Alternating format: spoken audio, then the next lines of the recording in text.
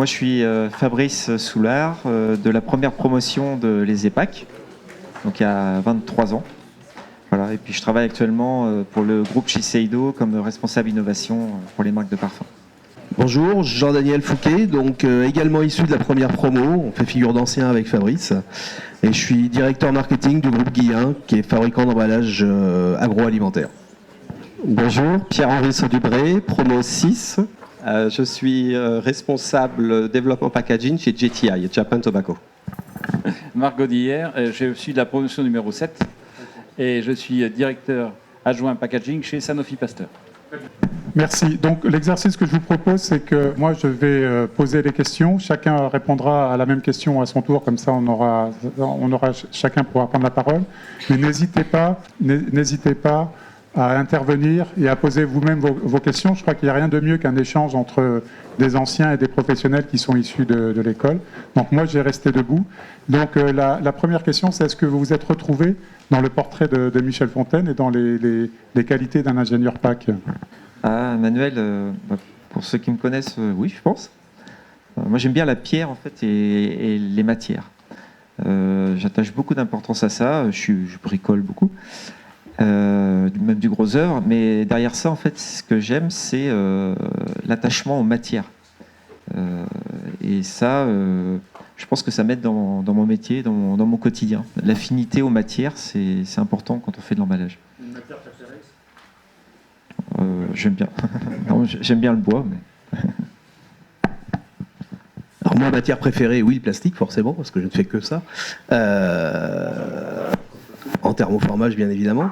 D'accord avec Michel Fontaine, j'apporterai simplement le bémol, c'est que l'emballage, effectivement, il faut le toucher, mais il faut aussi le sentir, il faut aussi le vivre. Donc ça m'arrange de dire ça parce que je ne suis pas forcément très manuel. Par contre, j'ai effectivement cette qualité de pouvoir ressentir et anticiper un petit peu sur les besoins du produit.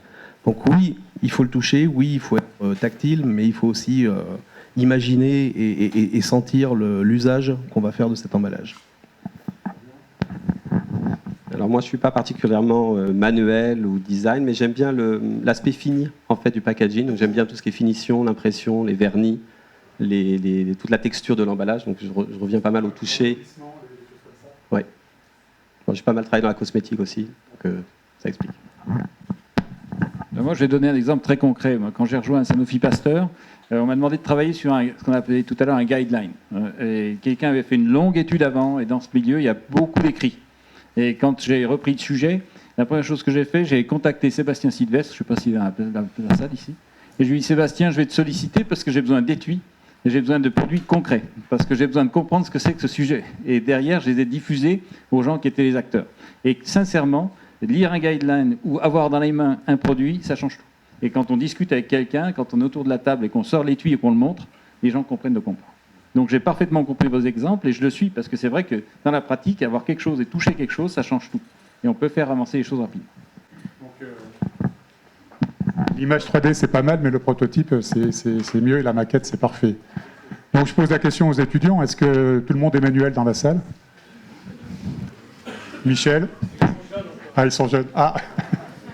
Donc la première question que je vais vous poser à tous les quatre, c'est comment vous en êtes venu à suivre une formation à l'emballage, d'une façon plus précise, comment vous avez découvert les EPAC. Donc vous êtes de différentes années, donc peut-être que les conditions d'accès à les EPAC étaient différentes pour chacun d'entre vous. Et je crois que vous pouvez être assez précis dans le contexte, parce que ce qu'on voit souvent, c'est qu'on arrive par plein de chemins à l'emballage.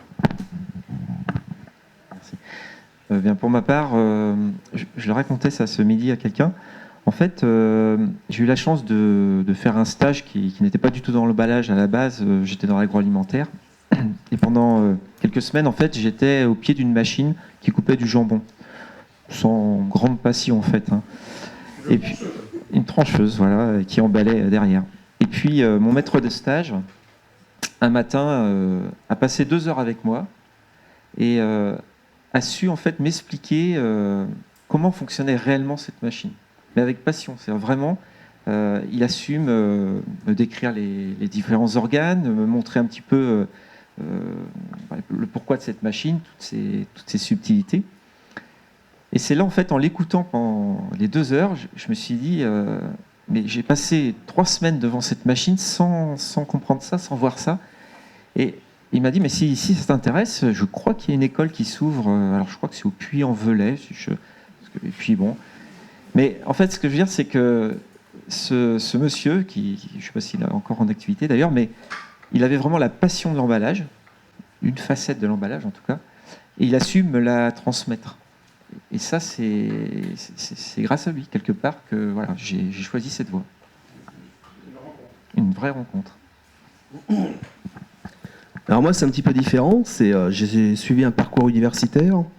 Je suis allé jusqu'à une licence de chimie et en fait, je me suis rendu compte au bout de cette licence de chimie, parce qu'au départ, je poursuivais mes études et ensuite les études me poursuivaient, je me suis rendu compte que l'université n'était pas faite pour moi. Donc j'ai essayé de trouver une formation adaptée à ce que je voulais faire.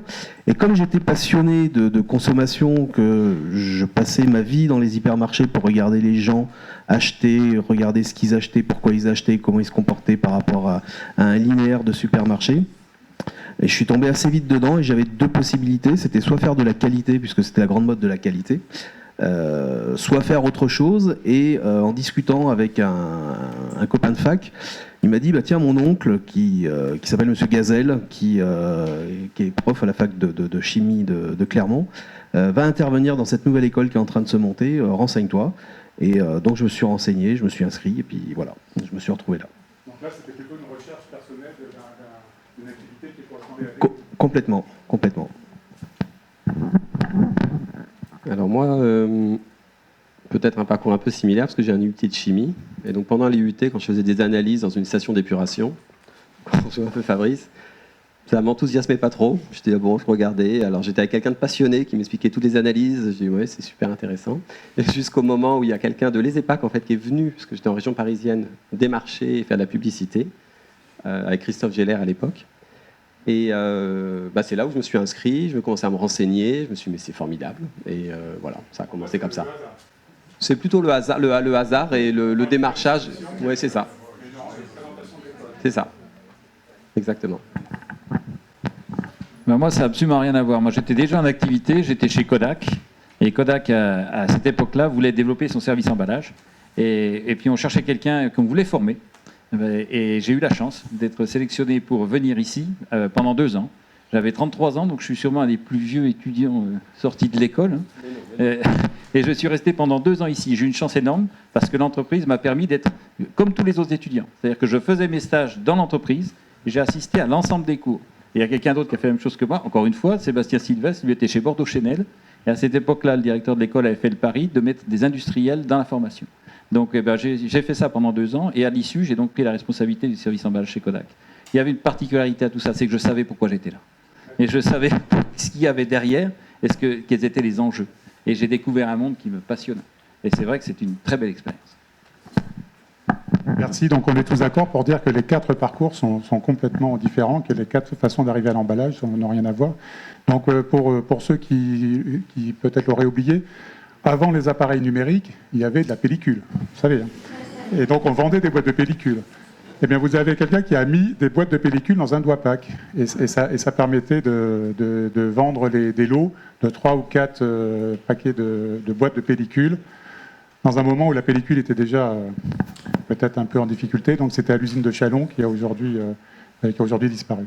Donc maintenant, est-ce que chacun peut raconter ce qu'est votre métier actuel et peut-être ce que vous avez pu faire aussi dans votre parcours alors, en raccourci. Alors c'est quoi votre quotidien ? Donc là, actuellement, je m'occupe de la partie innovation pour des marques de parfums. J'ai pas d'équipe, hein, je suis plutôt un animateur de l'innovation. J'essaye de faire travailler des équipes marketing, des gens d'un peu tous les corps de métier, pour essayer de dégager des concepts innovants et puis d'essayer de transformer ces concepts innovants jusqu'à des produits sur le marché. Donc c'est tout je dirais, du management d'innovation, mais aussi donner envie aux gens de participer à des projets d'innovation. Est-ce qu'il faut avoir des qualités d'animateur de groupe, de savoir distribuer la parole, de savoir écouter ? Ouais, Ça demande de la formation ou est-ce que ça s'apprend sur le terrain? Est-ce que tu as un diplômé de l'ESEPA qui va faire une formation spécifique? Parce que là, il faut coordonner beaucoup de spécialités quand même, avec des intérêts qui ne sont pas toujours convergents. Oui, on dit que l'innovation, c'est vrai qu'il faut quand même avoir un minimum de bagage technique, au moins au niveau emballage, puisque moi c'est plutôt au niveau de l'emballage. Mais bon, je dirais à la limite, l'essentiel n'est pas là. L'essentiel, c'est que il faut arriver à donner une dynamique à des personnes qui sont de métiers très différents, mais arriver à faire en sorte à créer cette envie ensemble, à un moment donné, les sortir de l'opérationnel, et puis leur dire on va ensemble faire un bout de chemin et passer comme ça des relais d'équipe en équipe. Donc c'est très, très varié en fonction des difficultés de complexité de projet. Ouais.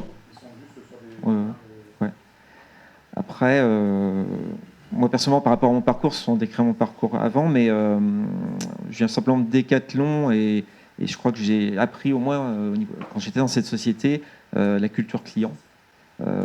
J'entendais dans l'intervention précédente, ça a été dit plusieurs fois, mais pour moi, c'est vraiment quelque chose de clé, c'est comprendre l'utilisateur final, l'observer.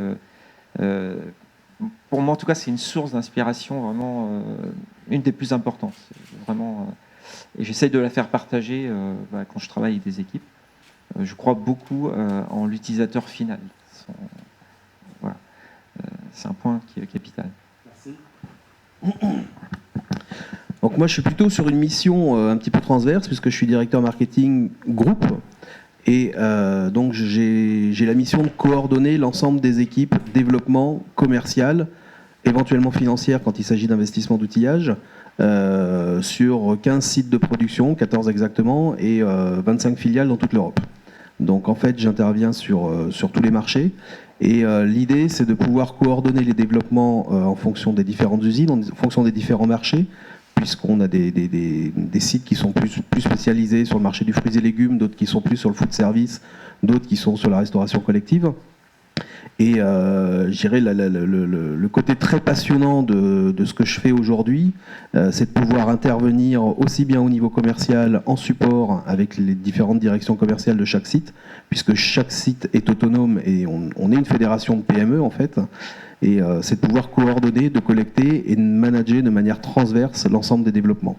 Donc on peut mener des projets avec plusieurs sites, on peut avoir des projets qui se passent sur un seul site, mais qui vont être diffusés ensuite par le biais de plusieurs filiales dans différents pays. Donc c'est toute cette diversité en fait qui fait la richesse de ce que je peux faire aujourd'hui. Et le troisième volet, c'est la définition de l'usage et de coordonner en fait toute l'innovation aussi au sein du groupe. C'est-à-dire d'observer le consommateur européen. La Madame Michu bulgare ne consomme pas de la même manière que la Madame Michu anglaise, etc. Et donc de pouvoir adapter aux besoins de chaque pays, aux besoins de chaque région, les différents développements qu'on va lancer. Ça veut dire que le packaging est rattaché au marketing dans ce cas-là? C'est ça. On est dans une structure très plate, c'est un groupe familial, donc c'est très réactif, pardon. Et le packaging, le développement packaging est directement rattaché donc au marketing, à moi-même, et ensuite on coordonne au niveau des différentes filiales. Est-ce que ça veut dire que pour certains pays, le pack qui convient à un pays peut être entièrement revu pour un autre, y compris dans son volume et dans ses fonctionnalités? Dans son volume, ses fonctionnalités, dans son poids, dans son prix de revient, puisque il y a des pays sur lesquels malheureusement on n'a pas encore la possibilité d'aller vendre cher, donc on est obligé de revoir à la baisse, d'avoir des emballages un petit peu moins fonctionnels. Les pays d'Europe du Nord sont beaucoup plus développés que les pays d'Europe du Sud, donc il y a toutes ces contraintes qu'il faut prendre en compte et faire des études donc, qui ont aussi un impact au niveau du développement outillage, puisque je gère tout l'investissement du matériel pour fabriquer ces emballages-là. Donc pour un même produit qui peut ressembler, qui peut sembler être pareil à un autre, on peut avoir des outillages différents et de conception complètement différentes pour une question d'optimisation des coûts. Alors c'est une dure question pour moi parce que j'ai pas mal bougé. Alors j'ai travaillé chez un imprimeur, ensuite j'ai travaillé dans la cosmétique une dizaine d'années. C'est ce que j'étais en train de chercher pendant toutes les discussions. Alors le fil conducteur, oui, on parlait de qualité, on parlait de service client, et mes clients en interne ont toujours été le marketing. Donc à chaque fois, c'est satisfaire le besoin du marketing, écouter le marketing et le traduire en besoin techniquement et d'arriver au produit fini. Je dirais que c'est ça le fil conducteur. Dans le... Ça rejoint beaucoup ce que disait M. Fontaine, c'est-à-dire que l'emballage n'existe que quand il est utilisé par une marque et qu'il est utilisé par les...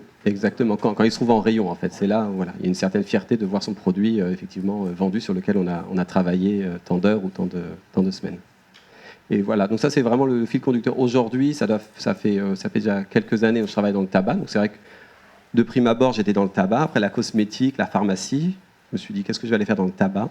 Alors, c'est quoi l'actualité du tabac ? Et voilà, donc en France, elle n'est pas effectivement, elle est pas quenneuse. Donc je suis pas là pour discuter des méfaits du tabac évidemment, mais sur le packaging en lui-même, je me suis dit mais j'ai rien à faire, je voulais même pas postuler. Et c'est un de mes amis qui travaillait chez Evian à l'époque qui m'a dit postule, tu n'imagines pas tout ce qu'il va y avoir.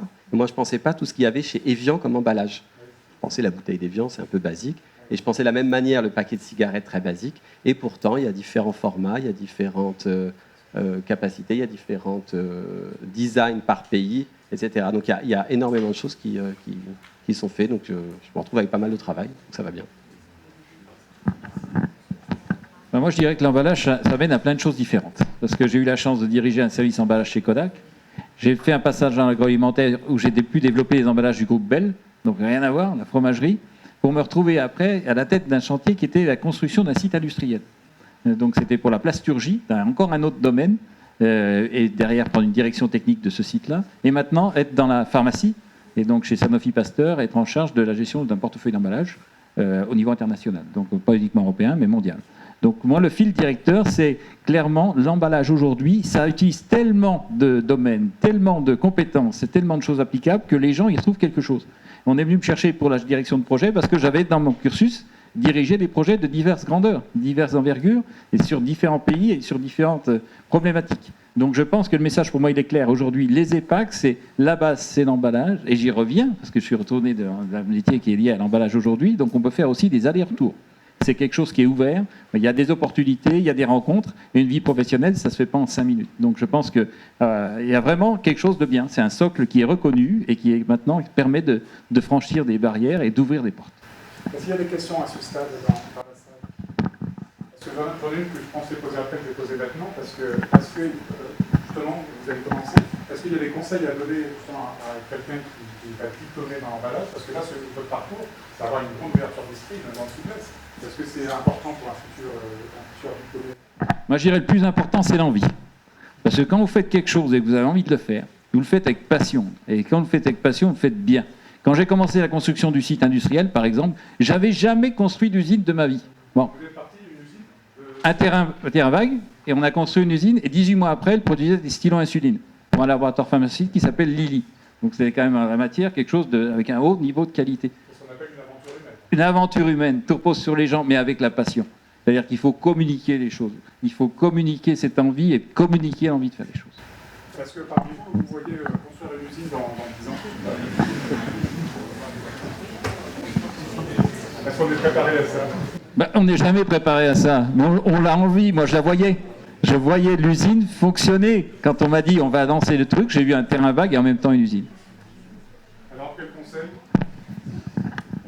Ce serait bien prétentieux de donner un conseil. Conseil de l'ancien. Ouais, mais non. Ouais, bon, je suis pas si vieux, merci.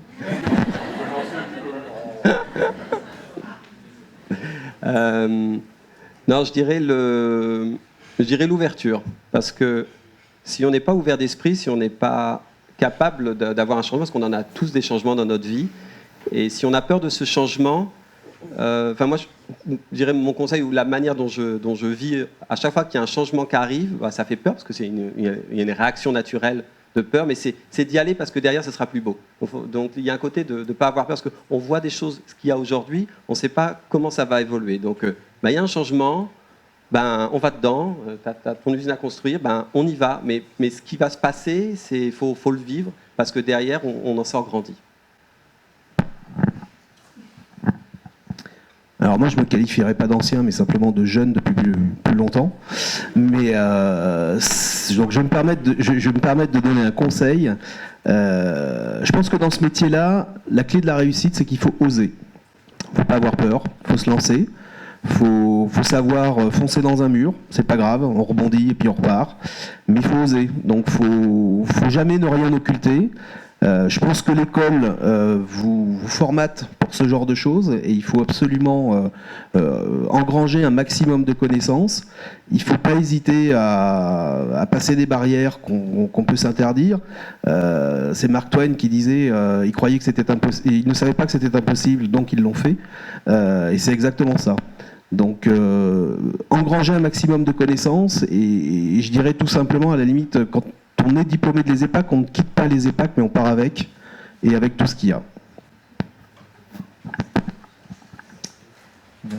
Moi, je dirais, disons, l'emballage, c'est un monde qui a tellement de facettes que finalement, on a tous nos qualités, nos affinités, donc des facettes, on en trouve toujours pour soi.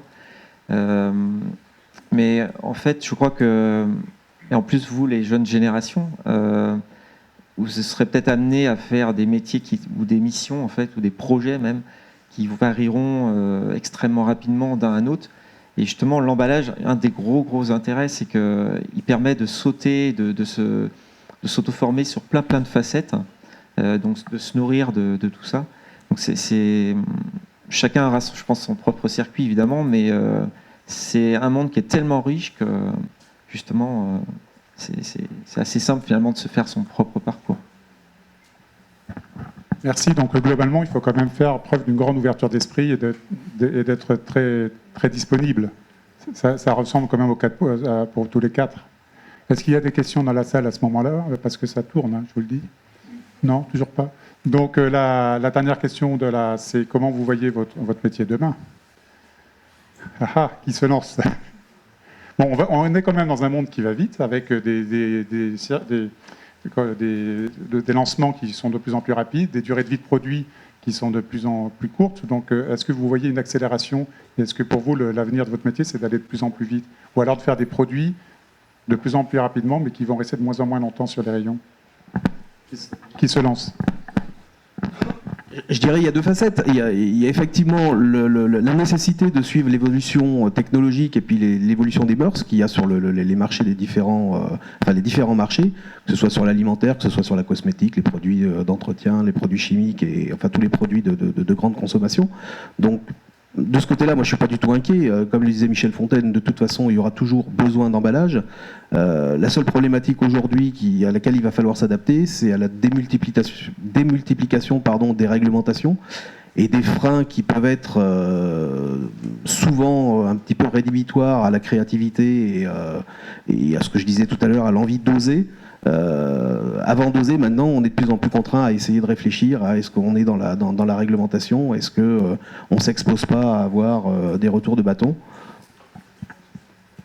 Pour vous, une des clés de demain, ça sera une réglementation de plus en plus présente et multiforme, parce que la réglementation, elle va dans tous les aspects d'un produit.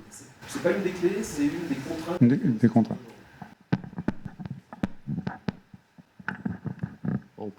Tu parlais de réglementation, c'est pour ça que j'ai pris le micro, parce que dans le tabac, je pense qu'il y a beaucoup de réglementation. Donc c'est vrai qu'on est beaucoup là-dedans, dans on fait quoi maintenant?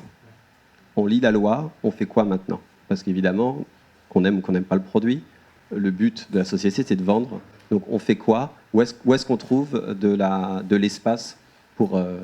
C'est passé presque aussi. Oui. En ce qui concerne la réglementation sur le tabac, quand on lit le décret, il est incroyablement précis. Il est rentré dans tous les détails d'un paquet de tabac. Enfin, j'ai jamais vu un texte de loi aussi. Donc ça décrit le gaufrage du papier métallisé et tout ça. Donc justement, quand on est face à ça, qu'est-ce qu'on peut faire? Ben voilà, c'est la France effectivement qui va passer au paquet neutre comme le Royaume-Uni. Donc là, à partir de ce moment-là, on ne peut plus rien faire. La seule chose, c'est optimisation des coûts, optimisation des packaging, optimisation des machines. Donc là, c'est vraiment réduire les coûts un maximum. Et après, toute la partie innovation et développement vont sur d'autres pays, tant que tous les pays ne sont pas passés au paquet neutre. Moi, je crois que pour demain, effectivement, on a décrit un monde qui est complexe. On ne va pas le nier, il est de plus en plus complexe et il y a de plus en plus de lois, de choses qui vont être obligatoires et autres. Par contre, il y a un critère qui, à mon avis, il faut toujours avoir en tête, c'est le bon sens. Parce que ça, on l'oublie souvent. Et ça, j'étais encore dans des réunions en début de semaine, là, où effectivement, on peut mettre en avant tout ce qu'on veut pour ne pas faire. Et à un moment donné, on peut aussi se dire, que si on faisait quand même, Et pourquoi on ne le fait pas? Et pourquoi est-ce qu'on ne va pas faire un petit peu les choses autrement? Et qu'est-ce qu'il y a derrière? Donc je pense qu'un des critères que moi je vais mettre en avant, tout va plus vite, tout est plus compliqué, mais si on a un peu de bon sens, de temps en temps, on trouve aussi des solutions. Donc c'est aussi ce critère-là. Pour les étudiants qui sont là, pour les participants, je crois, rappelez-vous le bon sens, à quoi ça sert? Et pourquoi on fait ce truc-là? Et ça, c'est les fondamentaux, mais ça aide beaucoup. Merci. Donc, en général, ce que le conseil, quand on verra ça à la remise de diplôme, mais le conseil qu'on donne à des jeunes diplômés, c'est que le diplôme, c'est pas la fin, c'est le début de sa carrière professionnelle. C'est important.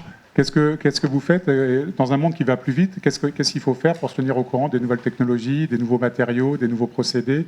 Quels sont vos outils de veille? Est-ce que vos entreprises sont organisées? Comment ça se passe? Alors, moi, je peux parler que de ce que je connais.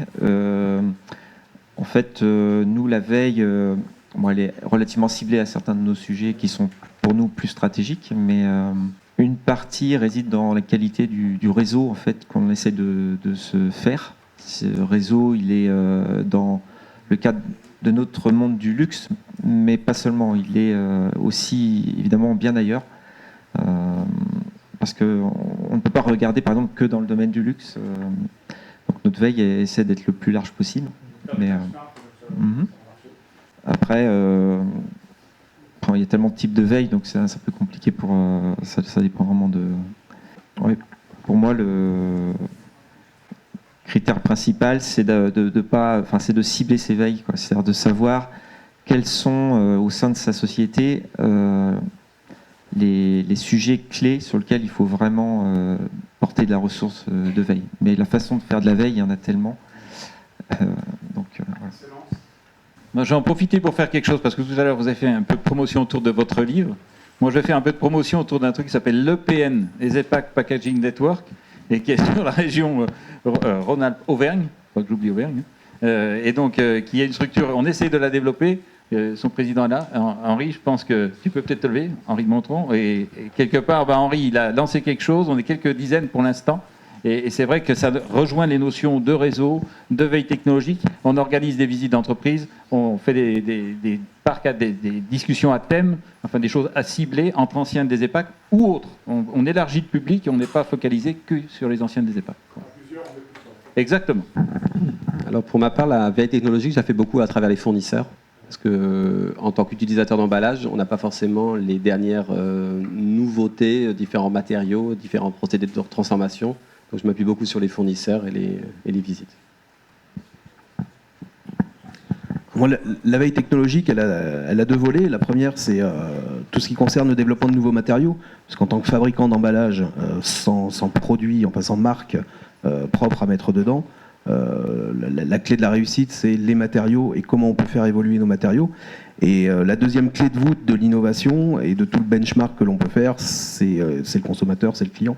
Donc c'est en étant présent sur le terrain, c'est en regardant l'usage. Alors quand je dis client, c'est vraiment l'usage principalement, mais c'est la manière de consommer, c'est les évolutions des tendances, c'est aujourd'hui un exemple tout simple, c'est le nomadisme. On ne mange plus de la même manière qu'on mangeait il y a 10 ans, on a beaucoup moins de temps. On mange différemment, on mange debout, on mange en marchant, on mange en conduisant, donc il faut adapter des emballages à toutes ces tendances. Et la veille, elle se situe sur le terrain. Donc vous allez penser que j'ai un métier passionnant, c'est de regarder les gens, mais c'est un petit peu ça. Mais c'est au travers de ce regard-là qu'on se dit, tiens, il y a une idée qui va germer et on va dans cette direction. Merci, on est arrivé au bout de la table ronde. Est-ce que vraiment pas de questions? Hubert, une question. Je suis un peu surpris que vous ne parliez pas de la veille qui est un peu plus, disons, portée sur le hasard, qui est par exemple la lecture de revues professionnelles ou la visite de salons. J'aimerais savoir ce que vous en pensez. On n'en parle même pas parce que c'est inné en fait. Les salons professionnels sont effectivement, et quand je dis la recherche de nouveaux matériaux, c'est effectivement au travers des publications qu'il peut y avoir, au niveau des salons que l'on peut visiter. Là prochainement il y a le salon à Düsseldorf, le K, où effectivement c'est une source d'innovation très très importante, avec des acteurs qui arrivent, qui sont nouveaux tous les ans. Donc oui, effectivement, c'est le vif de tout ce qui peut concerner l'innovation. Mais voilà, ça inclut les matériaux, ça inclut les tendances. Les salons professionnels et les revues, bien évidemment, sont une source inépuisable. On arrête là. Donc, merci à tous les quatre.